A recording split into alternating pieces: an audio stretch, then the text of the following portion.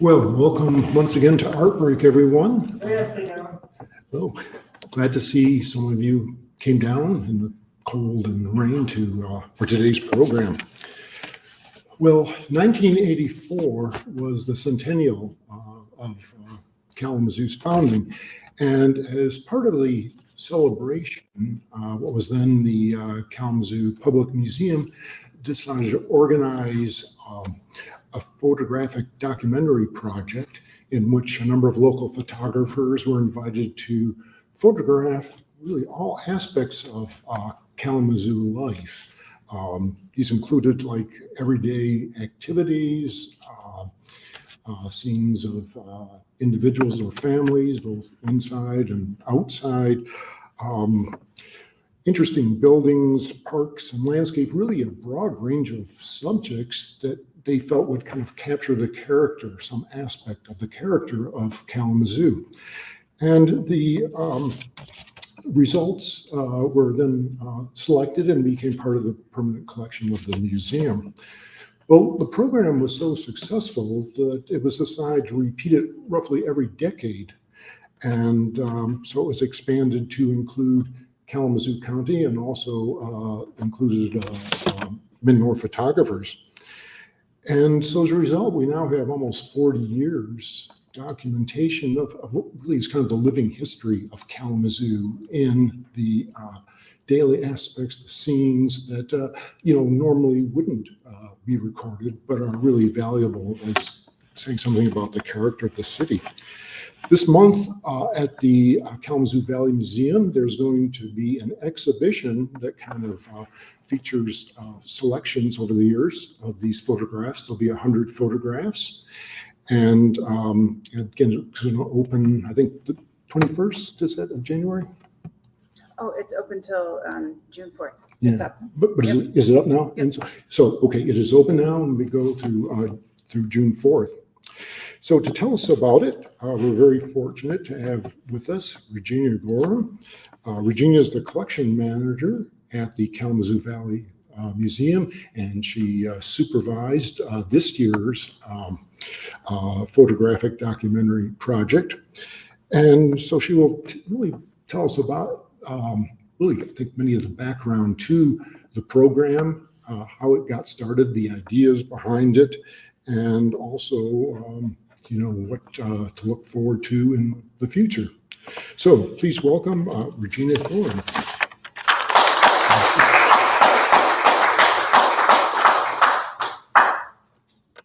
Hi, everybody. Hi. Let me know if I'm not speaking loud enough.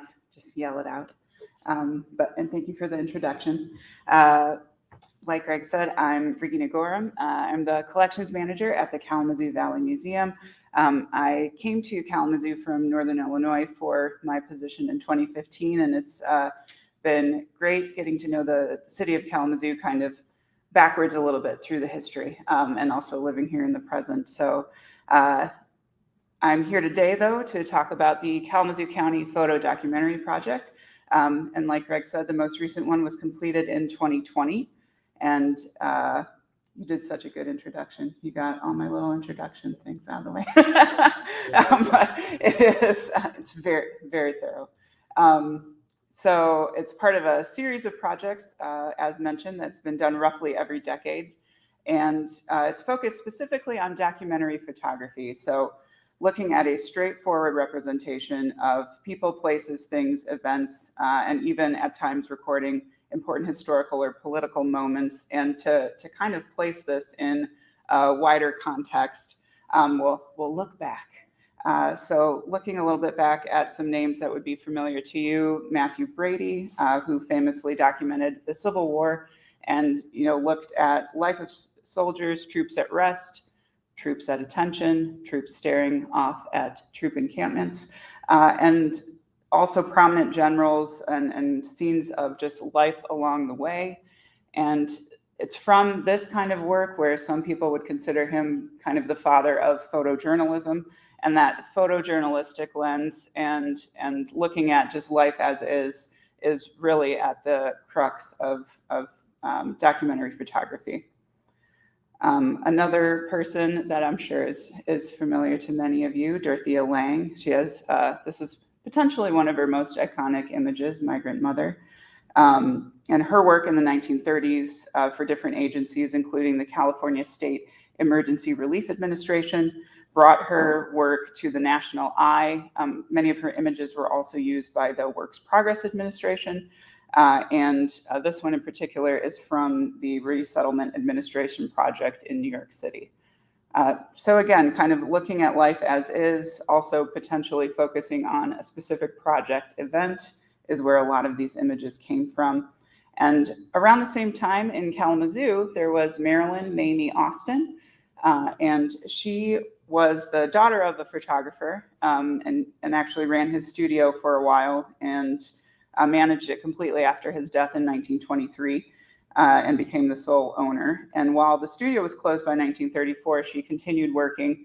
And I had to throw in this from Mamie because this is a throwback to when, if you can read it, the Kalamazoo Museum and Art Institute shared a building together. We have a lot of shared histories with our museums and library spaces in Kalamazoo, which is great.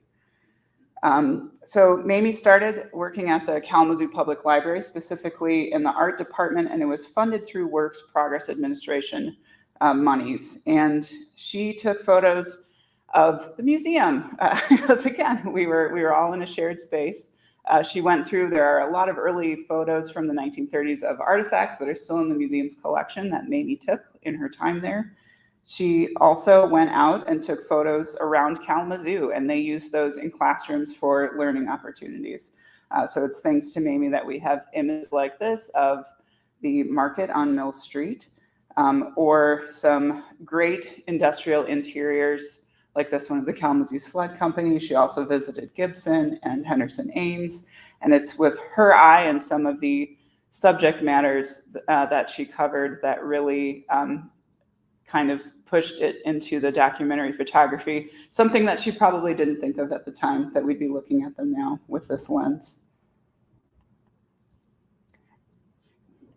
So we'll cut to, we're going to jump forward in time. So documentary photography continued to grow, and many people took up the mantle over the years. This is Rick Smolin, and he organized a project in 1981 to photograph Australia for 24 hours. And that kind of took the world by storm, as it were. It was published into a book in October of 1981, and that popularity led to that same project being repeated in lots of other places, and was also looked at by photographers in the Kalamazoo area. So seeing that project, a group of photographers, not to shout them out, one of which is in the room right now, John Lacko, got together to talk about the possibility of doing a project like this in Kalamazoo, focused specifically on Kalamazoo's 100th anniversary of becoming a city, which was 1984. So they had a lot of celebrations planned, as you can imagine, in the city. And sorry to put a picture of a cake up at lunchtime. I recognize that could be difficult for people, but it's okay. The cake doesn't exist anymore. So there were lots of celebrations and different things around the city. And the photographers set out in April of that year, led by John Lacko, and started documenting for the next 5 months Kalamazoo. And this photo, as you note in the bottom corner, it's 4/10 of 84, so it was taken in April. This would have been one of the first ones taken during that project. And so everybody wasn't just kind of out taking photos of random things or the same things. There was subject lists that the photographers worked off of. Some of those subjects were based off of the a list given to the Farm Security Administration photographers in the 1930s. So photographers would sign up for different subjects, just kind of making sure that the city as a whole was covered and not everybody was taking photos of the mall or the KIA building. And they also were encouraged to look at their own lives, their homes, their social circles, to really get kind of a glimpse into life in Kalamazoo during those months. So after that initial project wrapped, photographers submitted their prints and to a review committee, and that committee looked through everything, and final choices then were added to the museum's permanent collection. Most photographers, as you'll kind of note through here, shot in black and white. A few did take images in color, but a lot more are in black and white. So what could have been a one and done project, the photographers said, no, I think we want to do it again. So they came back for more. And in 1990, they decided to expand the scope. So instead of just looking at the city of Kalamazoo, let's do the whole county. And why not? Let's do it for the whole year. So 365 days of documenting Kalamazoo County. So again, the subject lists were kind of handed out, and every year they would look again at the subject list and see what needed to be added, what needed to be dropped, what events maybe weren't happening anymore, or what needed to be added. And images again were submitted to the review committee for consideration, and final selections were again added to the permanent collection at the museum. A lot of the photographers were also still shooting in black and white. So 10 years later, the project was repeated again. And again, updating the subject list, handing out new subjects, canceling out anything that was that no longer applied, and still focusing though on Kalamazoo County, looking inside at industries, which this one kind of reminds me of Mamie Austin's picture of the assembly line. So getting those inside, behind the scenes looks at life in Kalamazoo and Kalamazoo County as a whole. This project still saw photographers submitting printed images for the review committee to look at, and that would be something that'll change for the next project. So as technology changed, and we're looking at 2011, this project saw the first born digital image submission. So just meaning that any image that was submitted for the project was digital now instead of a printed version. So digital artifacts, of course, meant that the museum had to do things a little bit differently. They weren't dealing with things printed before, and I'll talk a little bit more about that when we get to the 2020 project.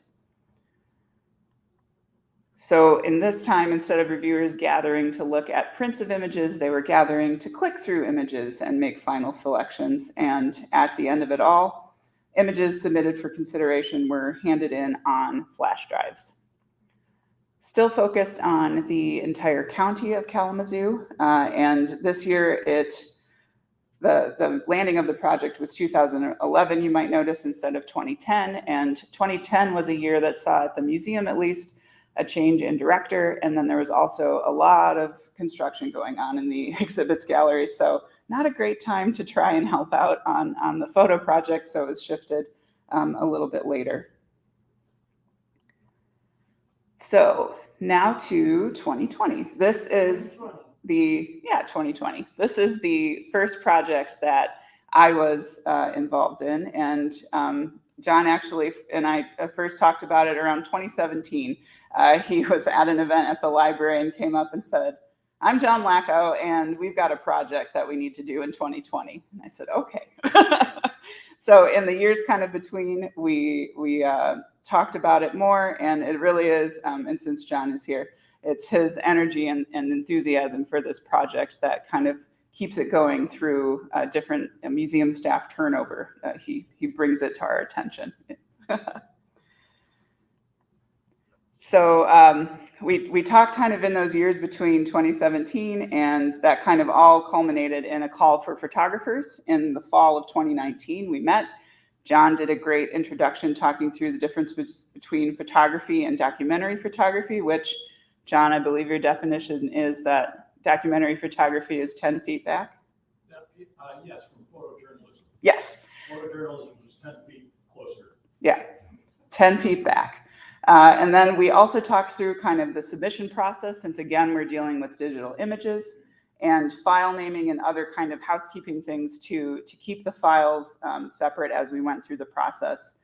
of submission and having everybody take photos. So we handed out the subject list. It's also digital and paper at this point. This is a screenshot of one of the pages. So you can see just a few that are up here are Rib Fest, the Doodah Parade. Other pages further on include agriculture, industry, transportation. So really a lot of those same themes being pushed forward, but being able to, pinpoint when something was going to happen is going to help the photographers when they go out and plan things. So this is what we worked off again. And pretty soon into 2020, we knew that this was going to be a different project. We knew, among many things, the subject list would need to be incredibly flexible. We, of course, were concerned for the safety of the photographers. Many have an incredible background in photojournalism and journalism. So, of course, this is the sort of event that they would want to capture and be motivated to capture. So we, like everybody, maybe had to learn Zoom or some version of digital meeting over the pandemic. We had meetings via Zoom to kind of check in. And as a result, what we got were images that focused on really a topic that nobody could have added to any subject list for 2020, which of course is the COVID-19 pandemic. So you saw the photo of the empty shelves. We were also seeing images come in of creative responses to safely continue business in town with shops and shop owners focusing on curbside pickup. There's a lot of images of signs of curbside pickup. Signage on billboards and signs on shop doors kind of became a focus of what the photographers kind of zoomed in on. And we all, we're learning new things during this time. I'll talk a little bit more about kind of the back end of what we do with these photos and cataloging. But one of the many new terms that we got to add to the database for them to be searchable was social distancing. Pandemic also got added in there. But of the many things, social distancing was high on the list of things that we knew we needed to add in to be able to describe what was happening in a lot of these images. And I'll say too, these a lot as the images were happening, and we'll talk about the process later. We were able to see some as the photographers uploaded them, and it was really great to be able to be reminded of moments like this during the pandemic when things kind of felt very gray. To have moments like this where, we were reminded that people were still celebrating each other and finding new ways to do it in a safe manner. It also meant that we were outside more. I don't know about everybody here, but I took a lot more walks, regardless of what the weather looked like, because I just needed to go somewhere that wasn't maybe my house.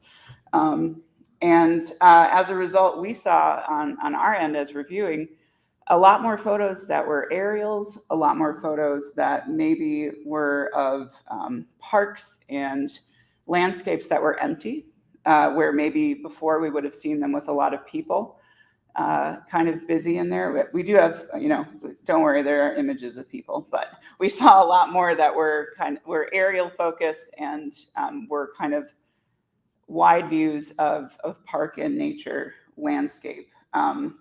Which was really interesting. Along with the pandemic, there was, of course, the murder of George Floyd in Minnesota, and photographers documented Kalamazoo's response. So we have images like this where they're painting the Black Lives Matter mural that was on Rose Street, right a block away, and also different marches and the murals that were painted in downtown Kalamazoo. So now to the fun stuff. It's all fun. But so final submissions from photographers were due before May 1st, 2021. And the way that we did it is because, as you can imagine, the files would be quite large. We were asking them to take photos at the highest quality that they could do. So low-res images were chosen to be uploaded just so that we could get a glimpse, and that we didn't take up all the space on the Flickr page with the images too.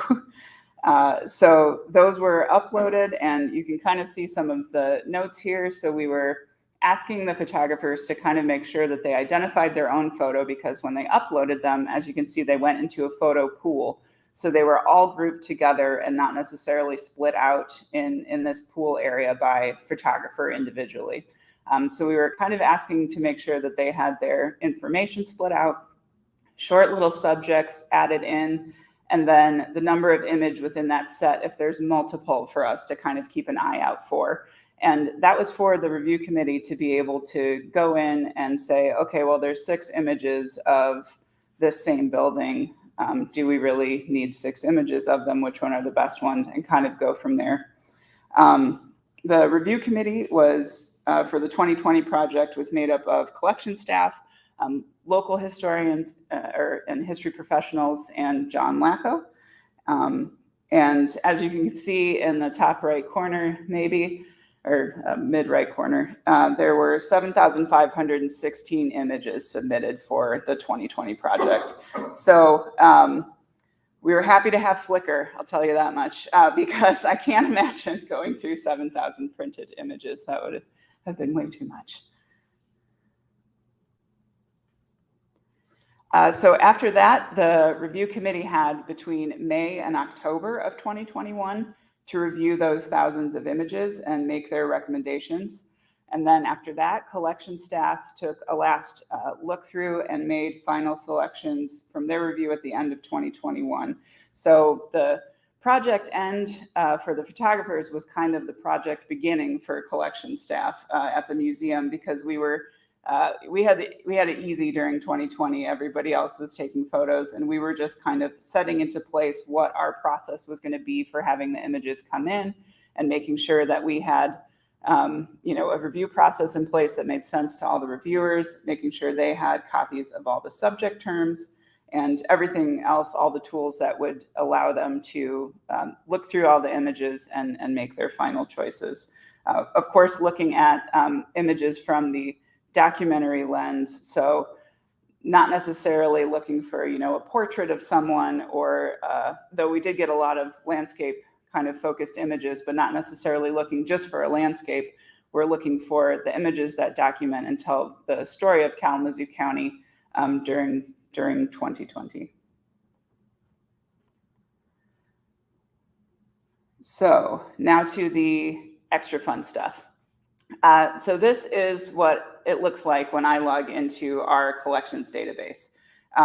So at this point, that means that the images have come in, all of the paperwork has been signed, and cataloging is the process that any object that gets donated to the museum goes through. So I know a lot of text up here, but you don't have to read it all, I promise. But the main thing, like I was saying earlier, is we're looking at subject terms. So all of this data feeds into our public database that you all can look at. So we need to know, okay, what's in this image for us to be able to search for, and what would other people want to search for? So, and how would they word it? Because our database is very particular and likes words to be exact. So we, like I said, social distancing came in. We also have the project itself separated out as a subject term. And in this example, aerial view, forest fires, so anything, and where, so Wolf Tree Nature Trails, anything that we would be looking for in the future, or anybody looking in the database would be looking for the future. And when we say compiling everything, that goes for everything in the image as well as everything about the image. So who took the image? And since we are part of this project, we actually know when, often down to the specific date and possibly morning or afternoon, which is an anomaly for history people. Sometimes if we get it within 20 years, we're like, yes. So this is kind of magical, and we want to make sure we have all of that information documented in multiple places. So it goes in the database. We have more spreadsheets than I can name that have all of the information backed up. And then we're also documenting for our tracking what the original file name that it was uploaded to Flickr with, along with any caption and comments that the photographers might have put in, because that, again, it goes into all of our tracking of the information. We also, like I said, with updates to the database and changes, we added TIFF, so tagged image file format, which was the format of the image in this one. We also had to add JPEG and other image types into the database to make sure that we were able to describe it correctly, and which made it a lot of fun. We got to do a lot of back-end work in the database, which I know doesn't probably sound very fun, but it's pretty fun. And it was a lot to wrap my head around. I definitely am a object-based person that is touchable and not clickable. So it was a new view to think about an object in terms of its file size versus how big it was in inches or something along those lines. So it took a little bit to kind of wrap my literal mind around it. But that was part of the fun and part of the learning that we got to do during this project. So at the end of cataloging, so this is the number for this image, every item has its own 3-part number. And this number actually tells us quite a bit. So the first number, 2022, is the year that the item was donated. And this goes for any item in the museum's collection. This is how we do it.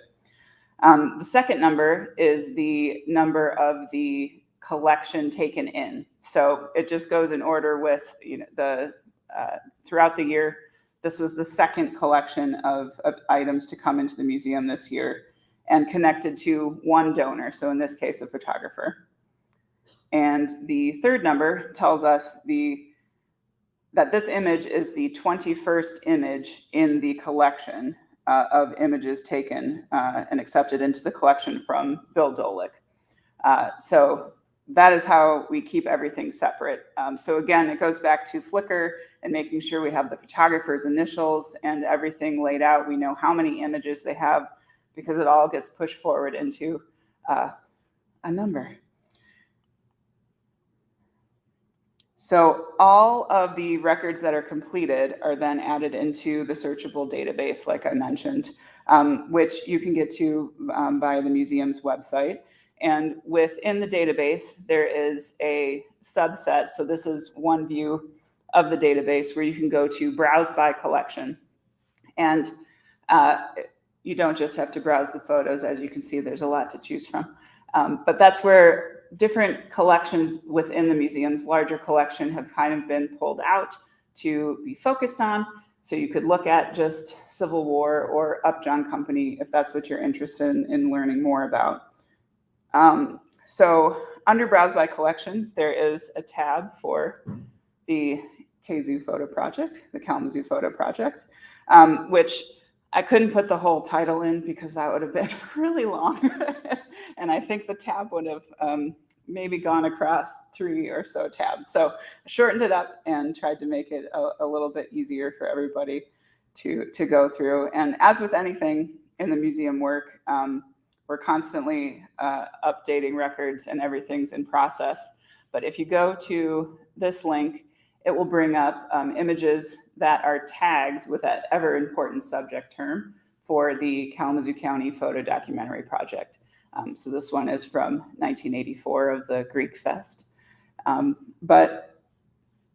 So this is a little bit different than the view that I saw. It's a little bit more streamlined. So it takes out a lot of the extra fields that aren't really as interesting for everyone, but interesting for us. And you can see again, so at the very bottom is that object ID. So we know that that was brought in 1984. And as you can see, it's a slightly different numbering system. They did things differently in the 80s. And I won't go into it because it's not unless you really want me to. But this is the streamlined view that you'd be able to see So all the information is in one place. You can see the image side by side. The title of the image is going to be taken from what the photographer titled the image. And all the subject terms, if you were searching for beer stand in the database, this would come up still as an image for you because we added in the subject term that would cover across all of those database if you do it kind of an aggregate search for everything. So some of the other images you could see are images like these. So on the left is a Where's Waldo game that you can play of Where's the Museum? Because at that point we were in 1990, the museum and the library were together. So we're on the edge of Bronson Park. And I know it's not far enough down to see the KIA, but this is the view that had the museum in it. And then on the other side is 2020. So the way the museum looks now. And either of these will show up in the database under those views. And as was mentioned earlier, another place to see some more of the images is at the museum right now. So on the first floor of the museum are 100 photos that were selected from across all of the projects, along with some cameras that come from the museum's collection. And as you can see, some maps that kind of contextualize what we're talking about when we say Kalamazoo County. And there are images that have been chosen to show all different parts of the county, which was a lot of fun. And we had to choose from over 3,000 images from across all the projects. So there were lots of favorites battles and a lot of fun images to look through that really reminded me how important this project is. And it's not necessarily an important project for now. I mean, from 84 to 2020, there's of course a lot of differences, but these are the sorts of things that if you were here in 1984 taking photos, somebody might not understand why you're going around and taking photos of Kalamazoo in 1984. But in 2030, in 2050, it's going to continue to gain value as a research tool. And I mean, there's already things, there's been so much change within the 3 years since the project. If you look at aerial photos of downtown, buildings popped up out of nowhere over that time, or buildings disappeared. But come to the museum, we have some of the images on exhibit, and that is up until June 4th. And beyond that, so I put the link up here for the museum's website, specifically the collections page. But when you go to the main museum page, there is a tab that says collections, and you'll find the searchable database in that tab. And you can look for images like this that remind us of the snow that we could have right now, but don't currently. Maybe it's coming later this week. So, yeah.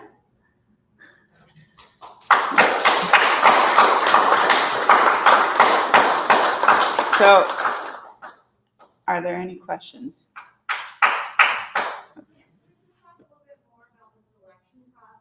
Yeah.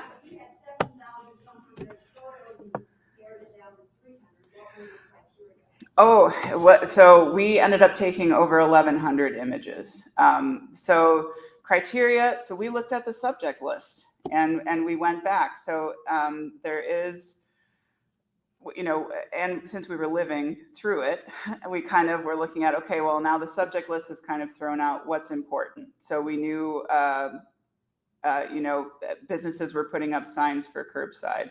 That should be something. There were billboards around town that were talking about safety, mask safety, you know, different. Bronson had a lot of billboards up about, you know, being tested, stay safe, etc. So we kind of had to shift to that. And then really looking at that subject list. So looking at, is this in Kalamazoo County? It's not? Okay, then we're probably not going to take it. There are maybe a couple that we took that aren't in Kalamazoo County because it showed something specific to the pandemic that wasn't shown in other photographers' images. The big thing was duplication. So a lot of people got outside, but a lot of people were flocking to the same places outside. So 600 pictures of Bronson Park are probably too many pictures. So we were looking for the one that best fit within that documentary photography lens. And then from there, kind of looking at which was the best quality of image and what showed us the most. And, you know, if all the images of Bronson Park were taken in April, then we're probably going to see, do we have any that were taken, which they weren't, but do we have any that were taken towards the holiday season so that we can see the lights or something along those lines. So really relying on that, the definition of documentary photography, looking at Kalamazoo County as the main focus, and then breaking out from there within the subjects, where can we narrow in and find the best representative image from the original submissions. Yeah. Is there any, those are very high quality photos, journalistic photos. Was there a call just to like snapshot type Kodak moments from just anybody who wanted to submit, or were these pretty much by professional photographers? So the photographers were a mix. There were definitely professional photographers or retired professional photographers that were a part of the project and have been for a few of the projects, or like John, for all of the projects. But it was open to anybody. The call was kind of put out for everyone. We didn't really, we had our ideal of, you know, which would be a TIFF file or a raw image file, because over time, that is going to be the one that lasts. So we need whatever your highest quality is now, which is different for everybody depending on what camera equipment they have. We took that, which is where kind of our preservation measures and back end things come into play, because we need to know what to do with these images going forward. So we didn't really talk about snapshotting and or you know, like a Polaroid or Instamatic or anything like that. But I think that might also have just been a shift that maybe started in 2011, where people are much more used to walking around with cameras in our pockets to some degree. So the call was kind of out to photographers, but not necessarily just journalism-based ones. Yeah. Are there any other photo projects that are happening in Kalamazoo County that you're aware of that may be for other purposes, like utilitarian purposes, like chronicling something? Well, so it's not a photo project per se. Maybe the closest that I would know of in the city of Kalamazoo would be the historic building survey that they're doing across the city of Kalamazoo, where they're documenting every building in the city. So that is with the Historic Preservation Office for the city of Kalamazoo. So that is a big one, and that links up with the State Historic Preservation Office guidelines for having a survey of the city.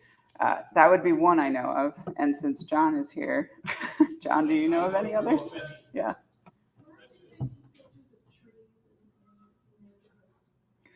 For the house, for the building survey, or Yes, and the reason I did that is to document them. We live in the Winchell neighborhood, and my feeling is in 10 years, 50% of those trees are going to be gone. And it's a beautiful neighborhood. So we were documenting the fact that those trees were there. And if you look at them, they're getting hacked up all the time. They look like Dr. Seuss trees, you know, because limbs have been removed and they're all these abstract shapes. So I thought it was important to photograph those trees, because 30 years from now, 50 years from now, you know, even though they put replacements in, they're not going to be 60 feet long. And give people an idea of what the streets look like when there were big trees along. Yeah, that was the reason. I mean, it's not, documentary photography and landscape photography are two entirely different things. You know, documentary photography is a very straightforward type of photography, where you're there to record in the best possible manner what the subject is. You're not going to enhance it. You're not going to do something that's apparent, that makes your point of view different. We want to record details because as you'll hear from people at the museum, they have hundreds and thousands of photographs, but they're almost unuseful because they don't have the 5 basics of journalism, which we don't even hear journalists anymore. Who, when, why, what, and where. Okay? So the captions are important too, but the idea is very straightforward documentation of the subject. Much different. And the thing about 10 feet difference between photojournalism and documentary photography is kind of a joke that I was a independent contractor for Gazette. We always talk about it. What's the difference? 10 feet. Because a photojournalist, their objective is to produce a photograph that makes you stop and look at it. Okay? So it's got to be simple. It's got to be hard hitting. Its purpose is to make you read the story. That's why it's there. Okay? Where a documentary photograph is something that you pour, that you look at and find details and learn from, rather than hit you over the head as soon as you look at it. 10 feet. Yeah. The best thing is the picture of Irving Gilmore. Okay? That in photojournalism is called an environmental portrait, because it's not just a portrait with an unimportant background. The story is behind it. Okay? So you do an environmental portrait so that the environment says something about your subject. So we didn't do enough of that, actually, but next time. So yeah, that's the difference between photojournalism and documentary photography. In photojournalism, you can't ask people to pose. In documentary photography, you can ask people to pose, you can set things up to shoot. Where in photojournalism, no. And certainly no photoshopping in documentary photography or photojournalism. No, oh, let's just take that car out. Absolutely not. Don't be scared. I don't, no, you're fine. I don't know if everybody heard John though, but he's taking photos in the Winchell neighborhood of trees, and then was talking a little bit more about the 10 feet back, which I also think of as context, which in my job is everything. We need context. If somebody gave me this photo and I didn't know that John took it, and I didn't know where, and I didn't know who it was, I'd guess that it was a birthday for a grandma. But beyond that, I wouldn't really be able to tell you much about it, because if I didn't know the year, I could probably guess at this point. But without those little pieces of context, and if this was a closer photo where we didn't see Hazel and we only saw the car, then what does that give us? So 10 feet back, context adds to the story in an invaluable way. If I was going to take this picture for the Gazette, I would not be standing in back of these. I would want to see your face. Okay? But this is a documentary photograph, more involved with the situation.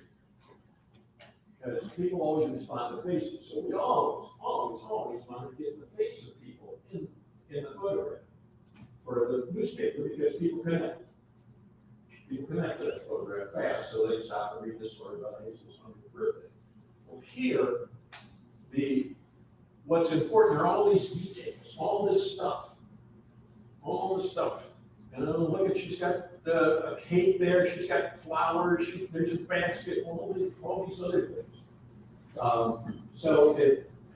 There's a difference. That's more than 10 feet. For the Gazette, I would have been 10 feet over to the left here. So different type of photograph. Thank you, John. Saw other arms. So for the 6,000 or so other photographs photographs that weren't accepted? Are they just deleted and gone away from your, opportunity to look at them in the future? Yeah, so we still have the Flickr page up because we're still pulling information from there to make sure we still have everybody's original, as we're cataloging, to still have all the remarks. But after we're done with that, yeah, the project is wrapped. So the final image choices are the final image choices. And I'll say too, that number of the 7,516, we kind of scaled out from what we expected, and we were only off by about 500 images. We had thought we'd get around 8,000 based on submissions from the past projects. And generally, from past projects, the number submitted versus the number taken rounds out to about 25% of what's submitted.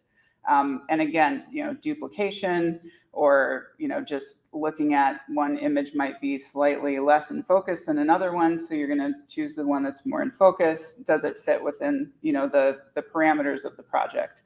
Back to all of those things that the review committee goes through.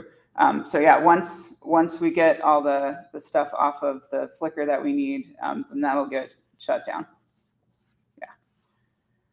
But the photographers presumably still have. Yeah, anything that was uploaded. So the way that Flickr worked, which I know was slightly cumbersome for photographers, is that they had to upload it to their Flickr first and then push it to our Flickr page.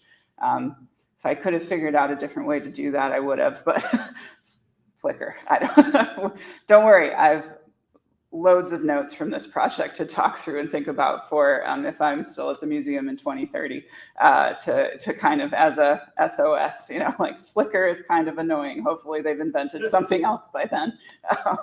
But no, anything that the photographers, of course, still have all of their images.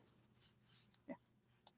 There's going to be some kind of, like, photographs are really good here, even though the project is reducing.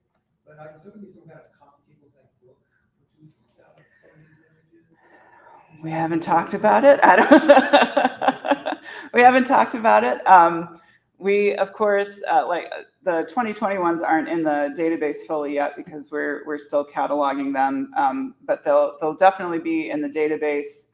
Some are up now, but we haven't talked about a book. It's not a bad idea. They are beautiful images, and we're fair.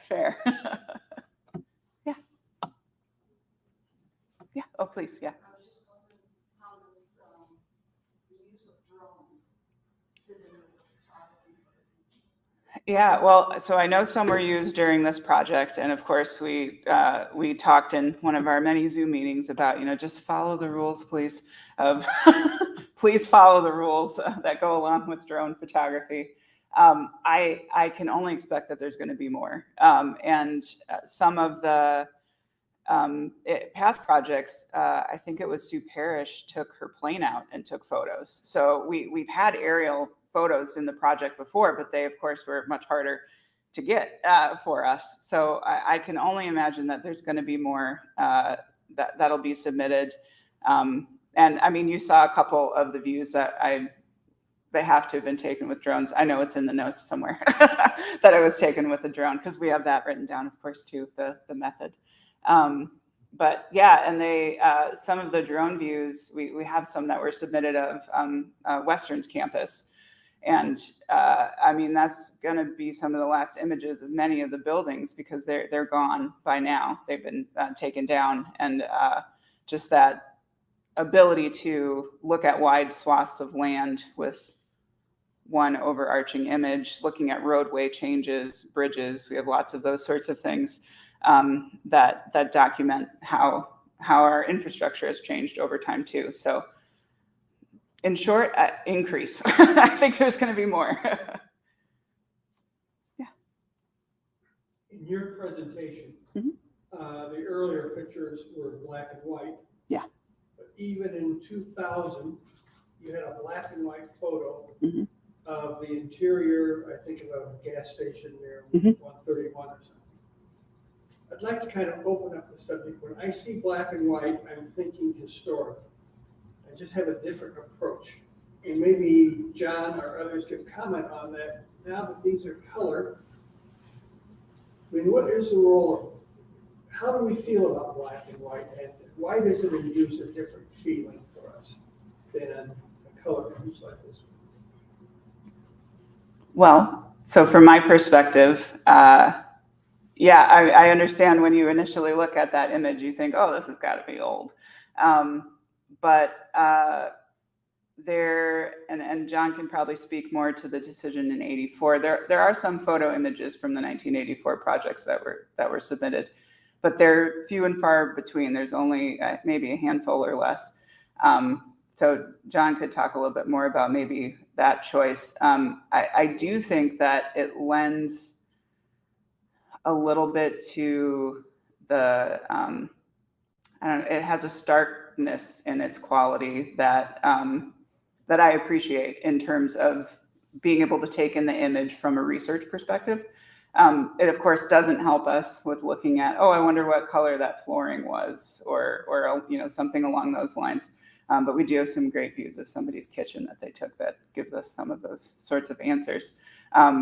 So from a long-term standpoint, it makes it, in my mind, a little bit easier to put Dorothea Lange in 1984 side by side. And there are quite a few views that when I was looking through Matthew Brady and some others, that they're black and white views. He would have also been doing tintype daguerreotype. So also completely different format and processing. But there's something about putting them on an even keel that helps. But I know now too, people are colorizing images a lot that were originally black and white that are, long historic. I have mixed feelings about that because I do and can appreciate the power that color brings to an image, because it does make you feel a little bit closer to it, because we are used to seeing images in color. When we snap photos, it's going to be in color unless we've changed our settings for some reason. So I can see where there's a power in that, but I like black and white. I like the original for historic ones. And I don't know, John, from your perspective for the 1984 project, was a choice made? It was, first of all, in '84, color photography was not that permanent unless you got into some very expensive processes. And we wanted to get in, and all the photographers were doing black and white anyway. A lot of them came out of the photo program here. A lot of us came out of the program here at the Art Center. And those negatives are pretty much stable forever. If they're washed correctly, they'll be good forever. Where back then, if you've got little snapshots, pull them out sometime and see how accurate the color is. The colors are all faded away. No, fair enough. Yeah, so, and then also, now, remember that the purpose of the documentary photograph is to get the details, and color is a detail. And of course, we have kind of a romanticized reaction to black and white, simply because all old photographs are black and white, so we give it that little bit of a mystique to it. But we sure would like to see color photographs from the turn of the century. I mean, accurate color photographs, not somebody's idea of what the colors should have been. That's what happens when we color. We go back in and tone a photograph with color. Who knows if that's accurate? But There are beautiful artistic photos that are contemporary in black and white. absolutely. And I'm trying to open up as to why we respond differently to black and white than we do to color. Because of our history of looking at black and white photographs. Ansel Adams. Okay, Ansel Adams did shoot some color, but we've seen them in black and white. Okay, so it is that, again, romanticized reaction to black and white. And black and white, so black and white now is interpreted to be more artistic. Well, these documentary photographs aren't supposed to be artistic. Okay? We're not there to produce artistic photographs. We could shoot the same things in black and white, but they wouldn't have the impact, they wouldn't have the information that we were after. And Well, the permanency too, but the other problem, and it's solely a technical problem, is that you wouldn't have had as many photographs submitted if Yeah. every photographer had to make a print of each image they were going to submit. There's no way, but because of digital being so easy, even though they process them all, to increase the amount you're going to submit because you don't have to spend an hour in the darkroom for every print. Yeah, That was a good question. yeah, good question. Yeah. Photos coming from 1982. Photos from 1982. I'm sure there are some in general in the collection. They wouldn't have been a part of this project yet, but yeah. And so similarly, if you're just looking for what the museum has in the collection, if you look at the database online, there's over 22,000 things that you can click through. Over 1,000 of those will be the photo project, but anybody else? These are good questions. Thank you. I appreciate these. I just want to say that Regina and the staff at the museum did a fabulous job this year, keeping us on track, organizing things, just wonderful. This has been the best project ever, all of them, so.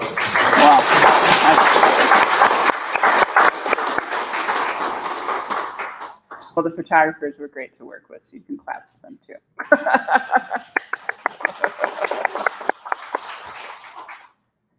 Well, thank you, everyone.